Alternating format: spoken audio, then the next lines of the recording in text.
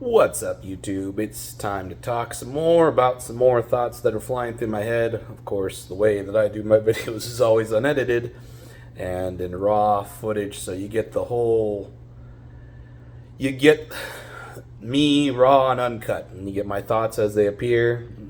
Probably need to work on that and do better with editing and things of that nature. So maybe we will start doing that. Maybe we won't. Maybe we'll use those Skillshare and things and get some software that's actually worth something and see what we can do from here. Well, let's talk today about Judas Iscariot, the big bad boy of the New Testament, right? Judas is pretty much universally considered to be the bad of the New Testament. I could think of a couple others that were not good people.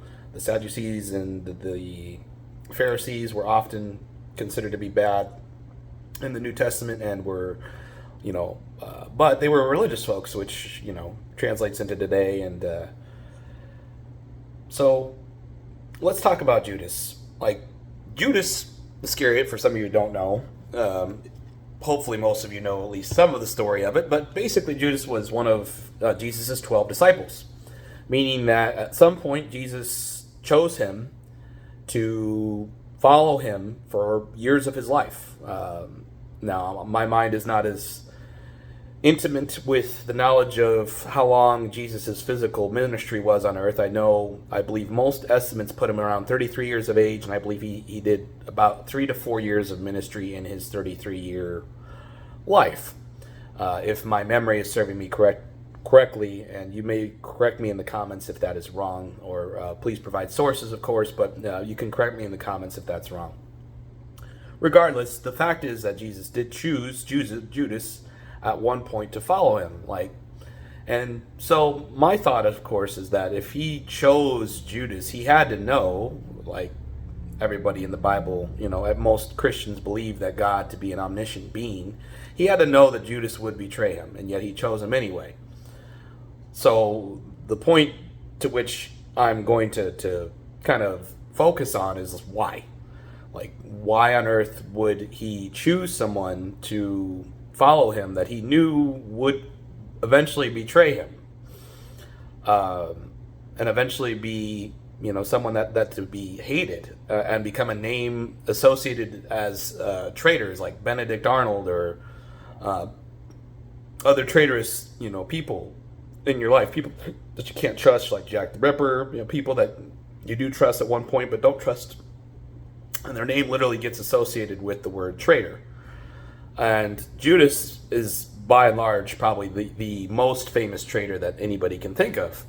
So why on earth did that happen? Why on earth did it include a story about a man to become a traitor? Like,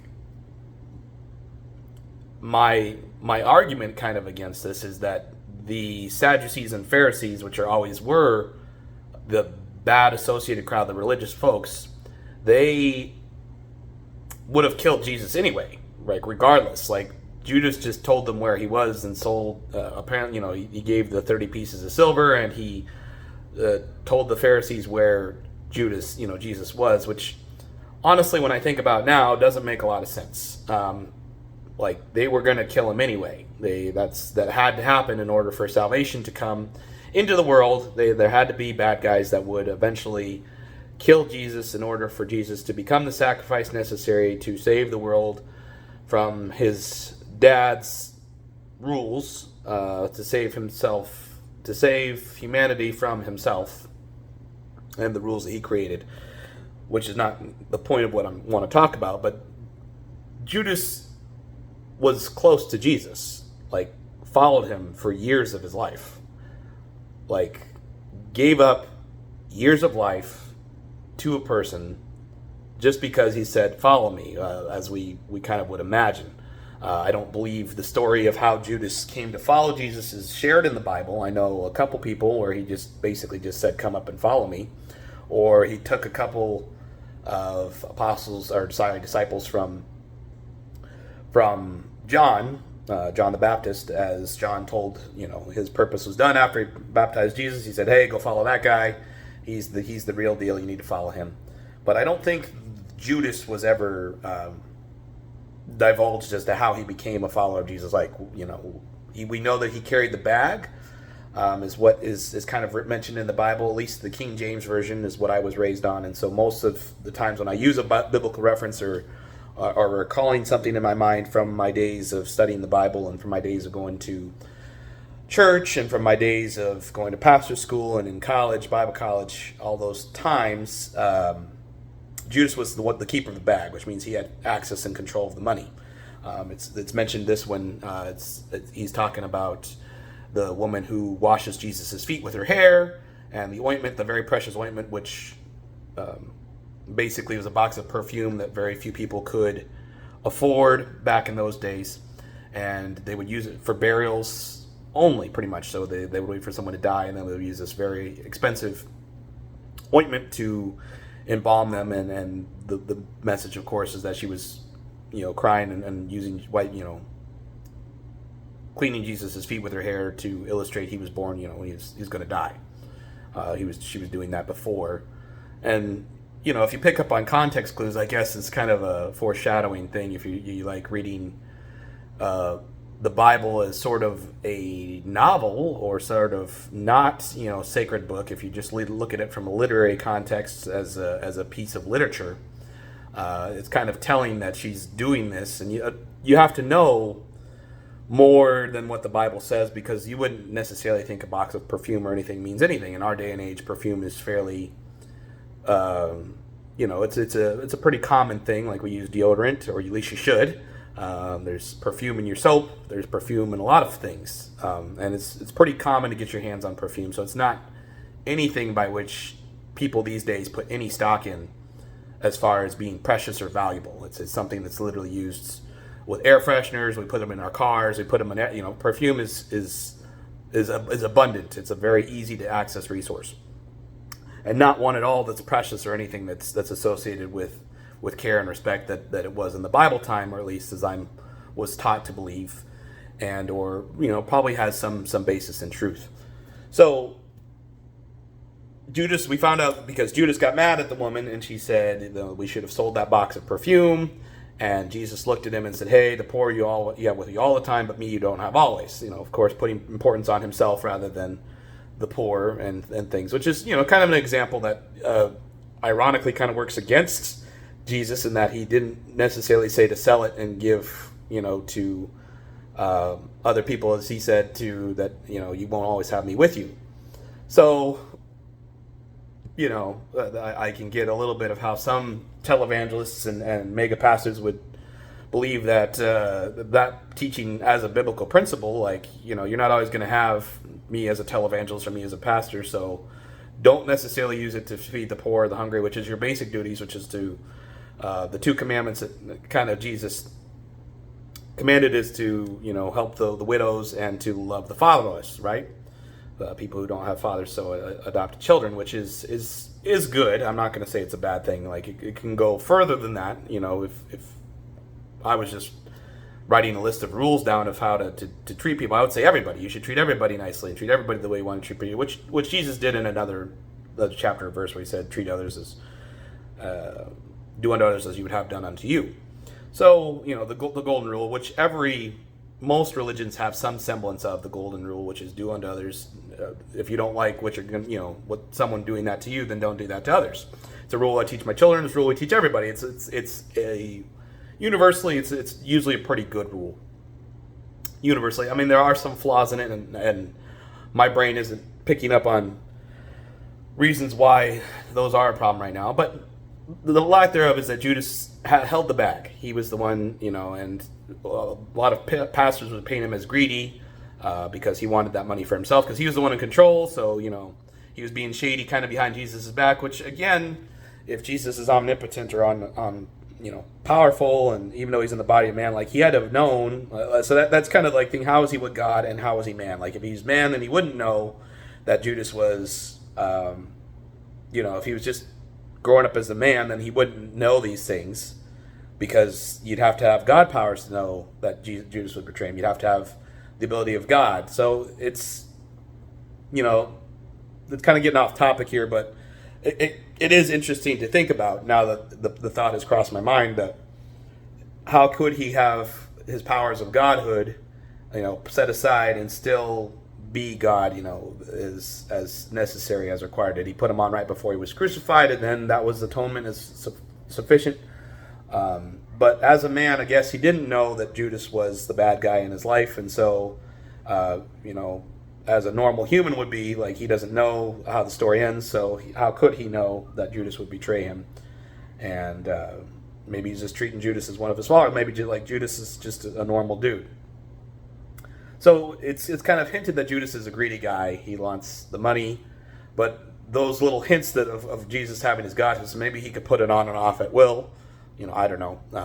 There's nothing that I can think about in the Bible that kind of demonstrates this, other than that Jesus sometimes did miracles, sometimes acted as a normal man, sometimes acted as God, sometimes had his powers to heal people, his powers to help people.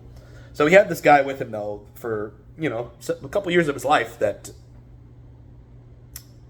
had to move his plot along. In anime or other cartoons or stories, you would call Judas a plot device.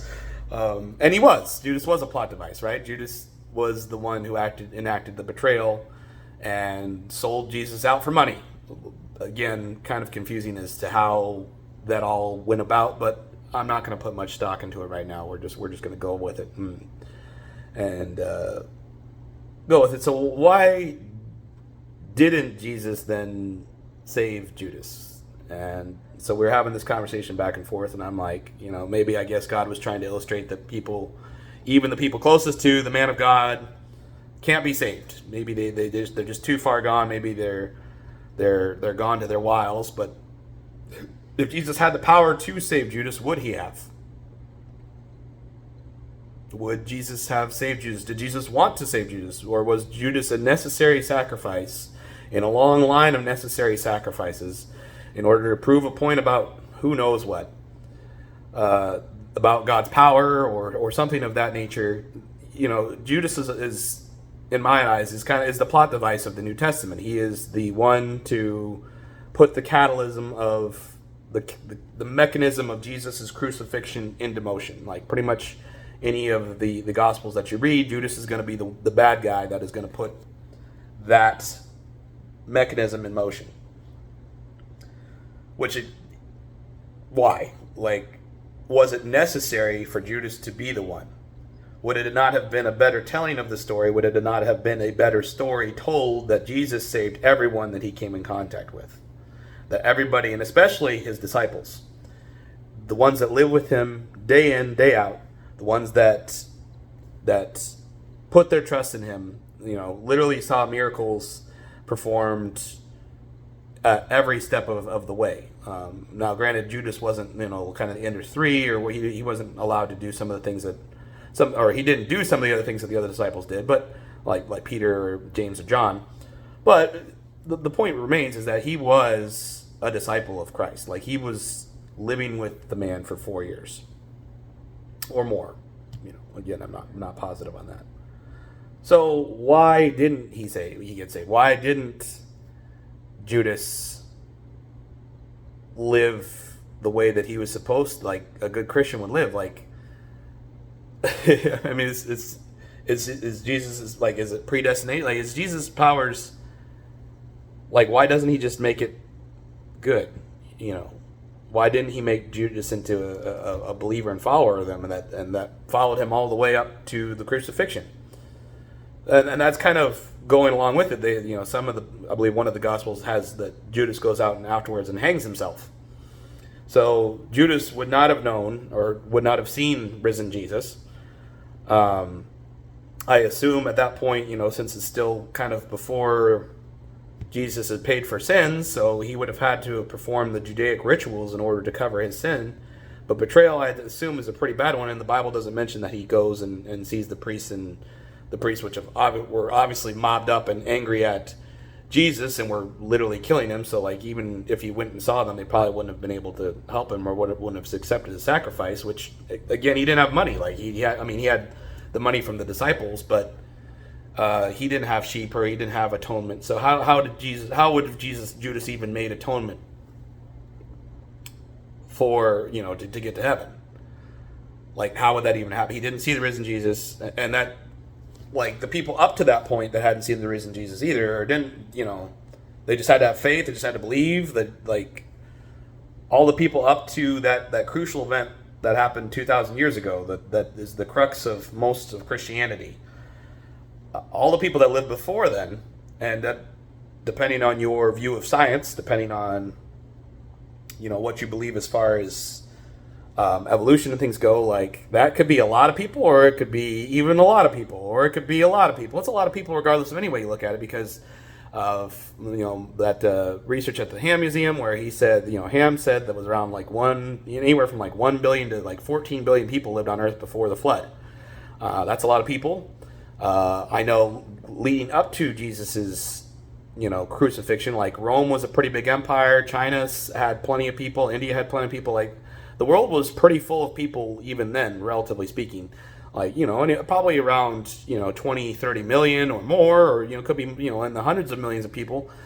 But how were they, of course, people that were not Jews and did not have, God's blessing on them? So how would a man in China, pre-BC, have come to know salvation?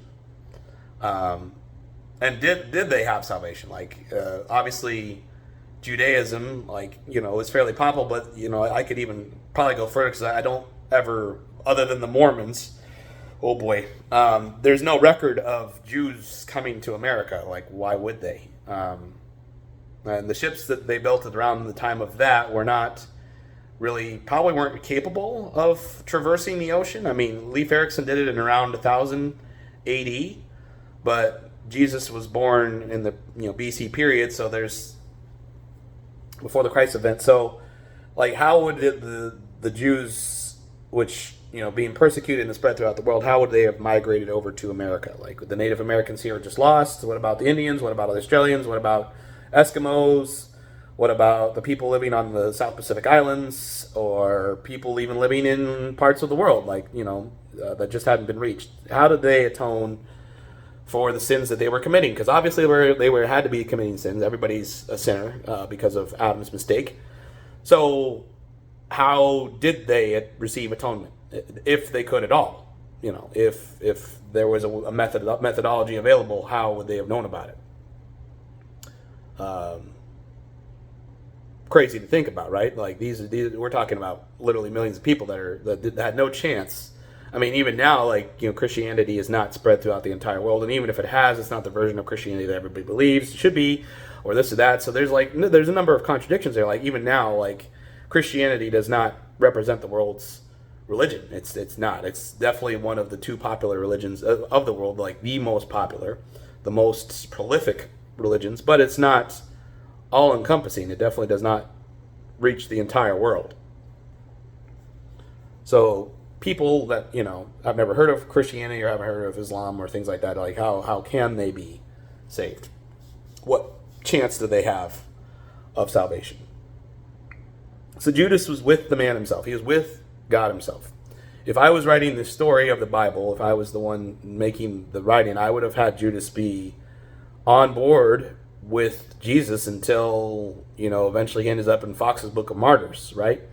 Which I kind of briefly talked about today with some buddies of mine. We talked about Fox's Book of Martyrs and regaled, because they just come back from Spain, and so obviously the Spanish Inquisition got brought up, and you can't talk about the Spanish Inquisition in at least an independent fundamental Baptist circle without mentioning Fox's Book of Martyrs, which is a book which I've heard from various sources that I listen to, mainly atheistic sources, again, so I'm not putting 100% faith in what they say either, just so you're aware. I'm not just blindly saying that this is true, but the point being is that it's a book of Christian martyrs and how Christians died for their faith over the centuries. Pretty prolific in its horror modes, as far as people being pushed into a river while chained to their family. So the youngest of the family would be pushed into the river, and then they would ask the person to recant, and then the next person would be pushed in, and then the next person would be pushed in, until eventually there was nobody left. Everybody was in the river and drowned with, like the big ball and chain tied to the ankle kind of a deal. And so literally being dragged into the river. The river, of course, is moving. The first person is in the river, ball and chain, so they're literally being dragged off the bank, being asked to recant their Christianity. There's telling of people being burned alive, of course, like witches and things like that, which, as historical proof of concept, or people being covered in wax, dipped in wax, and becoming living candles to line the streets of Rome for the Emperor Nero and his horrible campaign. So Fox's Book of Martyrs, and I'm not sure if that's listed in there, but is basically talking about Christians and the reason that they were killed. So taking this back to Judas, let's take it back to Judas. Like, he was with the man himself. He was with the big guy, right? He was with God himself, God in the flesh. He was with Jesus, and he still failed to be converted. Like, if Jesus can't convert or make someone believe in him or trust in him, like the man himself, like what hope do we have? I mean, we have fallible Christian humans. We have pastors and things like that. We have people that are not even anywhere close to Jesus' standard, and that would be blasphemy to say that anybody is, right? Be blasphemy to say that you were up to the standard of Christ himself. So we have the man himself, and the man himself doesn't even save his own 12 disciples. Doesn't save them from an eternity of fire and brimstone. And so for you to have your Christianity, for you to have the crux of what you put your faith in, the death, burial, and resurrection of Jesus Christ to save you from your sins, I guess you got to thank God for Judas then, don't you? To get the warm and fuzzies every night, to make you feel good about your soul and your life after death. You better be thanking Judas, because he apparently was the one chosen to be the scapegoat for your Christ's, for your life of eternal pleasure or eternal happiness or whatever heaven entails. The mind of Christ. So I assume that Christ is happy. I assume that he would be someone that you would be pleased to go around. We saw that Christ had different emotions. We saw that he wept. We saw he got angry. So we saw that Christ had emotions similar to us. I would assume that happiness was one of them, although I don't recall a verse now off the top of my head that mentioned Jesus truthfully being happy. Like I don't think there is a verse for Jesus like being happy. Like we can infer that he was pleased to do his Father's work. We can infer that he was happy, I guess, as he was dying, because he said that Jehovah said, "This is my beloved Son in whom I am well pleased." Like as any child looking to their parent and getting praise from their parent would be, I imagine, and I know that I still am. I'm happy whenever my dad says that I'm proud, or at least maybe not happy but proud. Pride, I guess, is there, but happiness, like true happiness that everybody wants to use Jesus for as the crux of life. Like, do we ever really hear in the Bible listed even one time that Jesus was happy?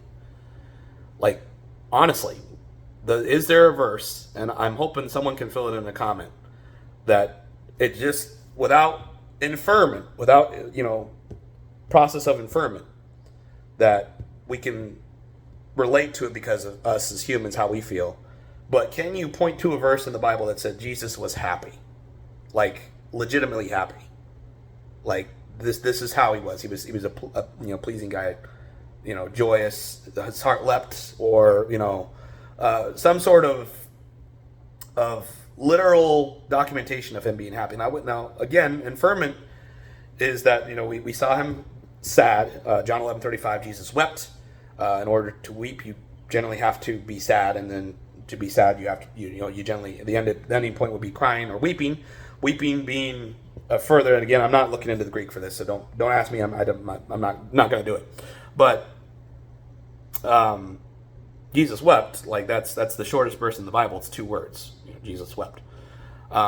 He was sad. He cried, and we know that Jesus got mad. We know he turned over the tables, or at least was indignant to the people selling and changing the money in the in the church, which I kind of gotta wonder about what Jesus would do in modern churches. Like if he saw the lavishness of the modern mega church, like would he go in and knock over tables? I mean, merchandise? Would he go tear up the bookstore? Like,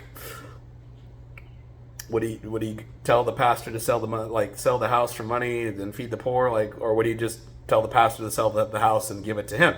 Because of course you don't always have me with you.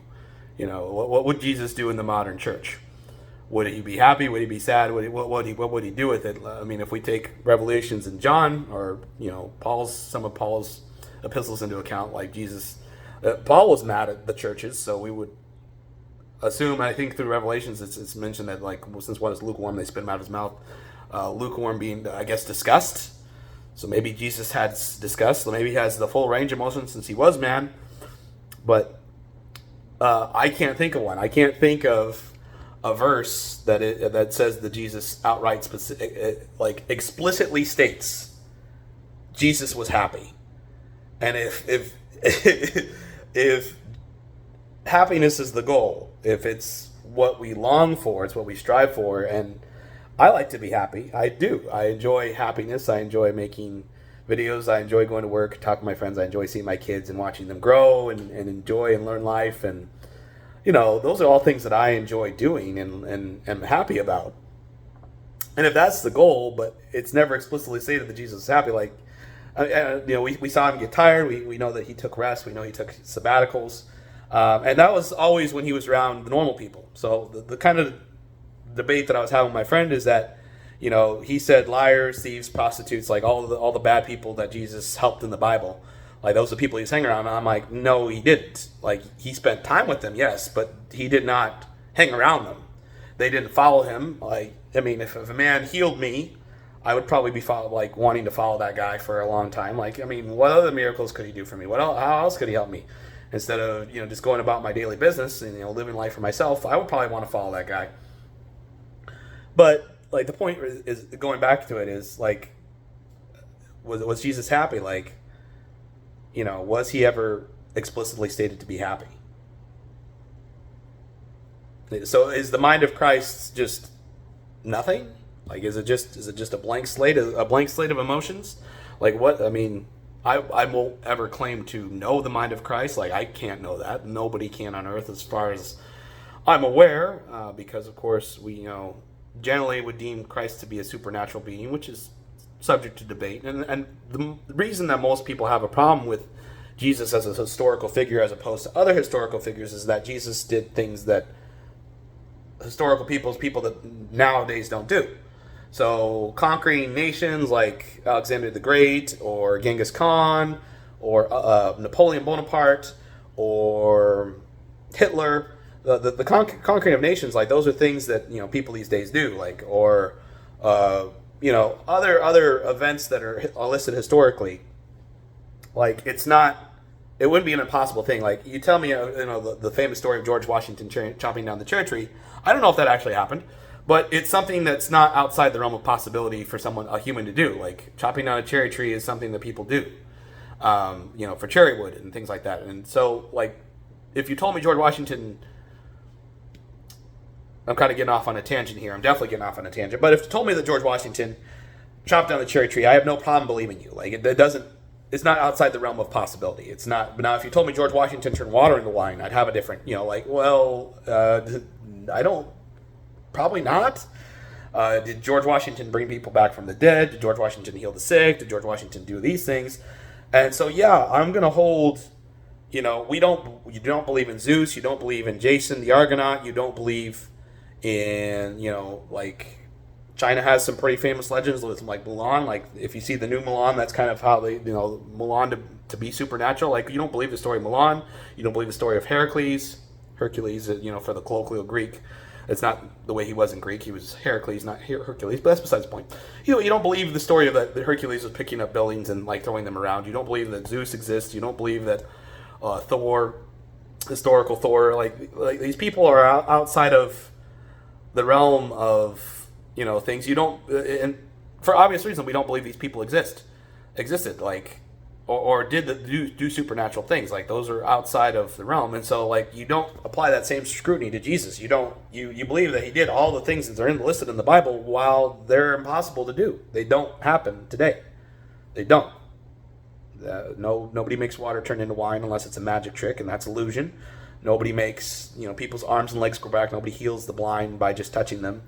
Despite what faith healers say, and there's plenty of documentaries out there if you want to hear a faith healer want to do that. But let's bring it back now that the tangent's kind of over. Like, that's a problem that I've had, and this is kind of leading into what I'm talking about. Like, this is a problem of why I've kind of stopped believing in all the miracles that Jesus did, because nobody else does them. Or if somebody else does do miracles, we always count it as a work of fiction. We Jason the Argonaut, we have Achilles and his seal, we have plenty of examples of Greek and legends and Norse legends and Chinese legends and other legends around the world the Indians have plenty of their own legends of famous people, but they don't do things that are when we can talk about their powers and their supernatural abilities, like it's always considered to be fiction, because what proof do you have? And that's the point. Like, what proof do we have that he did any of those things? And so that's why we hold Jesus to, as an atheist, kind of as a skeptic now, that's why I hold Jesus to more scrutiny. And you're like, well, that's not fair. But like, yes, it is. It's 100% more. It's 100% real. And if you're honest with yourself, being honest with yourself and not asking for any sort of psyching yourself into any sort of self-hypnosis or any sort of trance-like states or any sort of thing. And if you hold yourself to accountability, to honestly look at your beliefs, like honestly question them.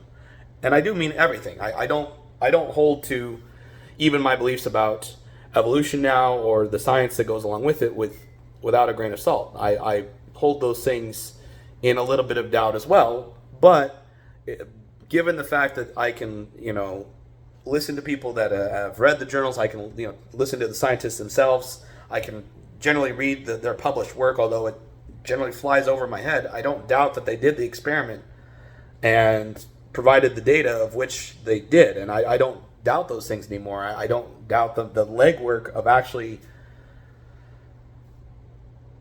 doing the experiments and making the results happen that I used to. I don't hold it in doubt.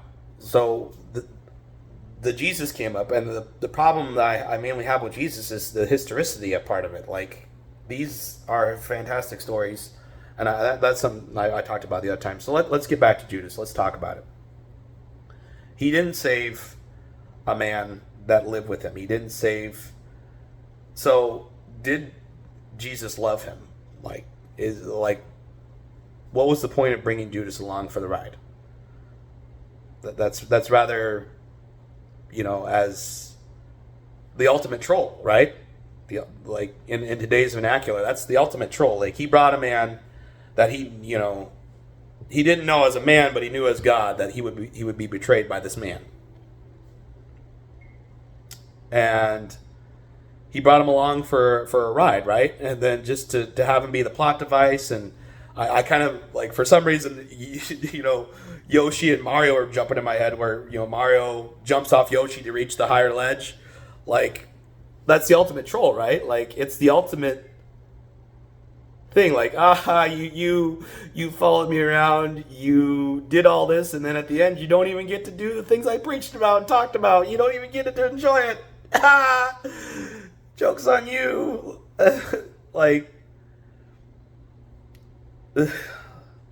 I mean, if I was telling the story, Judas would not have betrayed Christ. The Sadducees, which are the real bad guys of the thing, which the ones that actually put the nails in his hands, the one that the Roman soldiers, I guess, who did the actual crucifixion, which goes back to a lot of how theocracies work, or how they want theocracy to work. They want the government to do the killing while the religious people are hands free of it.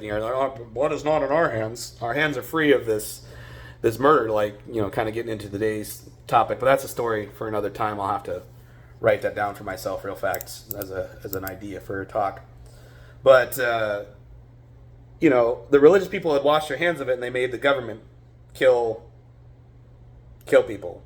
I know if you follow Steven Anderson, people like that, some of the new IFB or some really radical fundamental Christians, they believe that not them, but the government should be killing the gays as the Bible commands in the Old Testament. The government should be the one that's doing all this murdering and killing of people that don't agree with them, not them themselves. Of course, they would not do such a thing because God said, "Thou shalt not kill."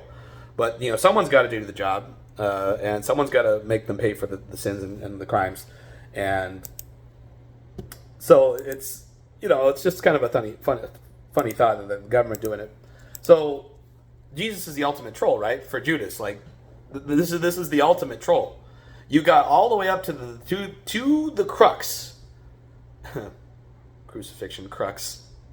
Kind of funny there, but you got all the way up to the crux of salvation, the as close as you could get to pre-crucifixion, pre-resurrection, almost as close as you could get to it. The saving point of humanity for the next however many years until God comes back. You got up to that point, and then whoop, that's the ultimate troll. That's crazy. So as we were kind of debating this, my points were you had a man that went with Jesus, and Jesus couldn't save him. Jesus did not shoot Jesus. I said specifically in the post when I was arguing with my friend that Jesus did not save Judas. He didn't. He didn't even save Judas. And he chided back that Judas didn't save himself. And that brings me to the biggest point of this, which, of course, is nobody can save themselves, right? As Christians believe that Jesus has the power to save everybody. He has to save everybody, but the people have to want to be saved. And Jesus couldn't convince a person who lived with him. If God can't do it, if God can't convince a person over years of time to convert to his religion, what hope, honestly, does anybody have? If Jesus, the man himself, cannot convince his disciples he's the real deal and he can save them, nobody can, right? I mean, we say that Jesus is God, so of course we would believe that he has the power to cast out demons, but does Jesus have the power to change minds? You would believe that he would have the power as, of course, that he made man's mind, so he should know how to change them.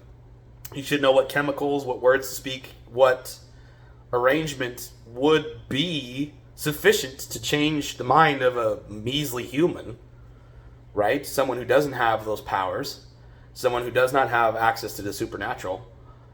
And he chose not to do it for whatever reason, because I mean, as a writer goes, it would be, you need a plot device to move the story along, right? And Judas is the ultimate plot device. He's the ultimate plot device, the ultimate troll. Jesus is the ultimate troll. Judas is the ultimate plot device. That kind of betrayal is crazy. And we like betrayal. We really do. I mean, that livens up stories to watch betrayal happen. I think off the top of my head, Shield Hero is one of the funny, best animes I've watched in a while. I've read most of the books, not all of them, but I've read a lot of the books for it. And the crux of it starts off with betrayal, where the woman accuses the man of doing something he did not do, which was rape, and he accused him of doing that, and he basically spends a good chunk of time, a whole season, 24 episodes, I think, 12 or 24 episodes, clearing his name. And so as humans, we like betrayal. Of course, with any of human traits, we tend to focus on the negative, and we like the negative. Yeah, I mean, the warm happiness gives us good feelings, but the best movies generally have at least sparsely, if not more, of negativity in them, that move the plot along, that kind of keep things fresh for us as humans, because we like to see negative things. We like to hear negative things. We like to indulge ourselves in gossip. We like to be a part of the betrayal a lot of times. And so, as the writers to the Bible, as I think, being humans, they knew that this would definitely cause a stir, right? This would achieve the result that they had been going for, which is, the ultimate betrayal, right? And that had to be what it was. But when you factor the supernatural into it, that's when the problems start to rise. Because why didn't God save Judas? Like, God did not save the people that were closest to him, the people that spent the time, that worked with him. Say what you want, but if you followed a guy for years of your life, you lived with him out in the wilderness, you ate with him, you slept near to him, you did everything together, you provided security for his long speeches and sermons, you watched him perform miracles in front of your eyes, you helped him often by, handing out, distributing things. You were basically his... I know I'm gonna go a little bit negative with this, but you're basically a slave for years of your life. And how can you not be convinced? I believe if I saw those things happen in front of me, like, kind of bringing it around to a different point, but like, if I saw those things happen in front of me, like, I would believe that person has supernatural powers, but is that person worthy of service? And that's a big question. Like, even if you could prove to me that God does exist, like if you could prove that to me scientifically, if you could, like, you could tell God to come and talk to me, Jonah Donahue, face to face, like right now, poof, there he is. I would definitely not be an atheist anymore, because obviously that's the definition of an atheist is just someone who does not believe in God, right?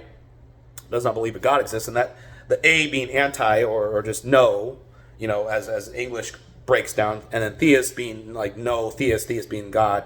So like no God, it's not, again, most of you would call me a agnostic in that I just haven't proved or believed, but the reason I go with atheist as opposed to agnostic is just as a label, it helps narrow it down for me. Like, I do not believe the Christian God exists based on the science of the Old Testament and a lot of these things not being proven, especially the flood, and then the historicity of the Gospels and the fact that there are no, there really, you say there's lots of Gospels out there, and that's true, but they're fragments.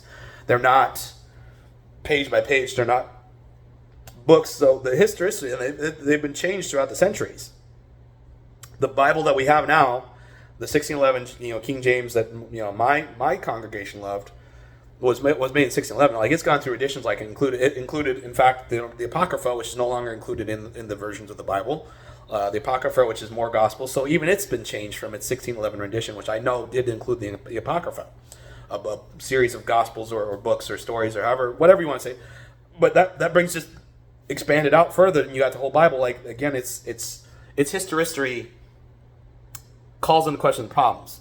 The historicity of the gospel of the Bible is a problem for me, like, historically, and then that's the kind of the cause where, like, science backs some of these things up, but it's history also fails to deliver compelling evidence as to how the Bible we have now actually came into our hands.